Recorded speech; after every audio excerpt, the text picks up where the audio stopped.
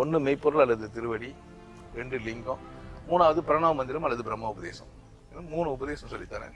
Spiritual எக்ஸசைஸாக ஒரு 5 exercise சொல்லித்தரேன். Exercise நான் பேர் வச்சிருக்கிறேன் தக்கன் வேள்வி. தக்கன் வேள்விக்கு ஒரு கதவு ஒன்று இருக்குது. சிவன் பார்வதி, தக்கன்றவர் வந்து பார்வதி மட்டும் கூப்பிட்டாருன்னு. அதுக்கான விளக்கத்தை தான் அந்த பயிற்சியாக தரேன். 2வது ஞானக்குளியல், மார்கழி திங்கள் மதி நிறைந்த நன்னாள் ஒரு பாட்டு எழுதிச்சிருக்காங்க திருப்பாவையில், அதை நீங்கள் ரெஃபர் பண்ணிக்கலாம். 3வதா மந்திர முயற்சி, ஊன் பற்றி நின்ற உணர்வு மந்திரம் அப்படின்னு இருக்குது. 4வதா ஒரு பயிற்சி சொல்லித்தரேன். அது வந்து உயிரெழுத்து ஓதல். ஏன் அவை பிராட்டி ஓதாமல் ஒரு நாளும் இருக்க வேண்டாம் அப்படின்னு சொன்னான்றது அது விளக்கமாகவே சொல்லித்தரேன். 5வது யோக நிதிரை. கடைசியாக எனக்கு ஒரு யூடியூப்பில் ஐயாவோட அனுபவம், அவரோட அறிமுகம் கிடச்சிது. அது மூலிமா நான் ஐயாவை நேரில் வந்து சந்தித்து பார்த்து அவர்கிட்ட இருந்து ஒரு உபதேசம்னு ஒரு விஷயம் வச்சுருக்காரு. அந்த உபதேசன்றது அவர்கிட்ட நான் டேரெக்டாக வாங்கினேன். அந்த உபதேசம் வாங்கி நான் தொடர்ந்து பயிற்சி பண்ண ஆரம்பித்தேன். எனக்குள்ள உடல் அளவுலையும் மன அளவுலையும் நிறைய மாற்றங்கள் ஏற்பட்டது. உடல் அளவில் என்ன மாற்றம் ஏற்பட்டதுன்னு பார்த்தீங்கன்னா 3வது கண் வெளிப்பட்டது. என்னோட பயிற்சி பண்ணி எப்படின்னா ஒரு 4-5 நாள் எனக்கு வந்து ஒரு 3வது கண் வெளிப்படுது. இந்த 3வது கண் வெளிப்படுறது என்ன அப்படின்னா எனக்குள்ள ஒரு புரிதலும் ஒரு ஆழ்ந்த புரிதலும் எனக்குள்ள ஆழமாக விஷயங்களை ஒரு விஷயத்தை நம்ம பார்க்கணும்னா அதை எப்படி மற்றவங்க மேலோட்டமாக பார்க்குறதுக்கும் ஆழ்ந்து பார்க்குறதுக்கும் ஒரு நிறைய வித்தியாசங்கள் எனக்குள்ள தெரிய ஆரம்பிச்சது.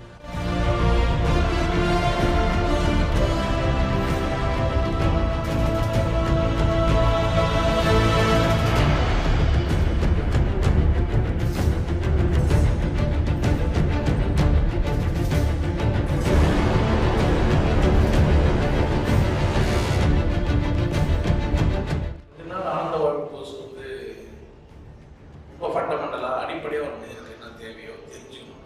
அதுதான் அதை சொல்லித்தரேன். ஆனால் ஆழமான தேர்தல் மட்டும்தான் அது வந்து பிடிபடும். பொதுவாக ஒரு மனுஷன் தன்னை தெரிஞ்சுக்காமே தான் வாழ்ந்தது. தன்னை தெரிஞ்சுக்காத அவன் எவ்வளோ பெரியவனா வாழ்ந்தாலும் அது வந்து எந்த விதமான அர்த்தமும் இல்லை. ஸோ ஒரு மனிதன் ஆனந்தமாக இல்லாததுக்கு காரணம் தன்னை தெரியாது தானே தவிர இருக்கிற சமூகத்தோடு எப்படி வாழ்றது, ஒத்திசை எப்படி வாழ்றதுன்றதுலாம் இல்லை. நான் உண்மையிலே ரொம்ப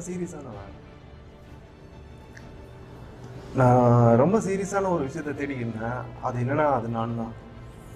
அந்த நான் யார் அப்படிங்கிற விஷயம் வந்து எனக்கு கிடைச்சோடனையும் என்னால் ஆனந்தத்தை வந்து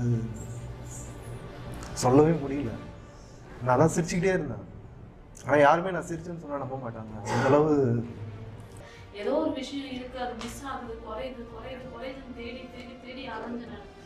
அது மட்டும் இல்லாமல் கிடைச்ச விஷயங்கள்ல இதுதான் கரெக்டோன்றது ஒரு சிலது இது பண்ணிட்டு அதுக்கு கிளாஸும் எடுத்துட்டேன். நான் இங்கே வந்த பிறகு தான் வந்து இவங்க எனக்கு வந்து ஐயான்னு கூப்பிடுறதுக்கோ இல்லை வேற என்னன்னு கூப்பிடுறதுன்னு தெரியல. எனக்கு அண்ணா அப்படின்னு தான் கூப்பிட்டுட்டு இருக்கேன் நான்.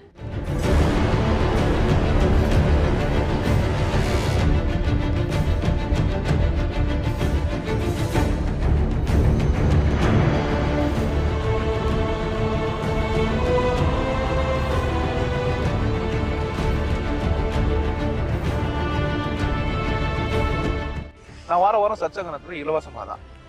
நேராக வர்றவங்க உண்மையிலே கடவுள் தேடுறவங்க என் பேச்செல்லாம் ஒரு விஷயம் இல்லை அவங்க. ஏன்னா அவங்களுக்கு என்ன தேவை? கடவுள் தானே தேவை. அதனால அவங்க தானா வர ஆரம்பிச்சுவாங்க. அப்படி அவங்க வர்ற பட்சத்தில் அவங்களுக்கு சொல்லிக் கொடுப்பேன். காசு வாங்குறது இல்லை, இலவசமாக. ஏன்னா அவங்க கடவுள் தானே தேடுறான். கடவுள் ஒன்றும் விற்கிற பொருள் கிடையாது.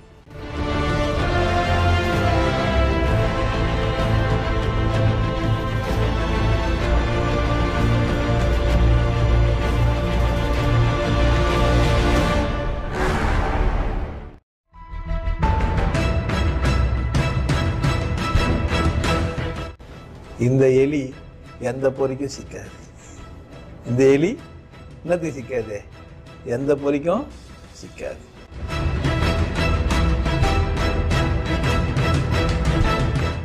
பத்துல 9 பேர் தப்பு. எவனோ ஒருத்தன் சரி, நான் சரின்றேன். 9 பேர் தப்புன்றேன். 9 பேர் நிக்க வைங்க. 9 பேர் எங்க தப்பு செய்யறாங்கன்னு நான் சொல்லித்தரேன் அவங்களுக்கு.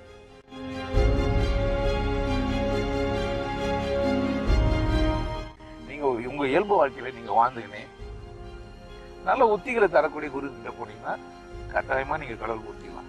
அதுக்காக நீங்க எதையும் எழுக்க வேணாம்.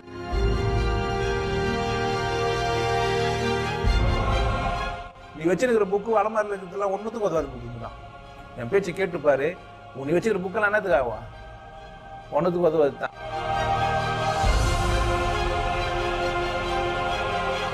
இப்படி மதிப்பு கொடுக்காத. ஏன் கொடுக்குற? உண்மைக்கு மதிப்பு கொடு. உண்மையை மதி.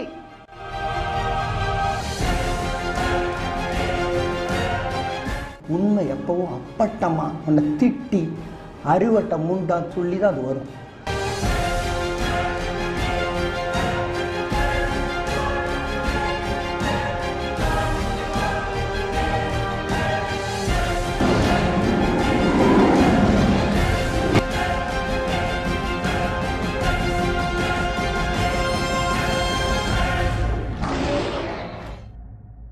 வணக்கம் இனிய உறவுகளே.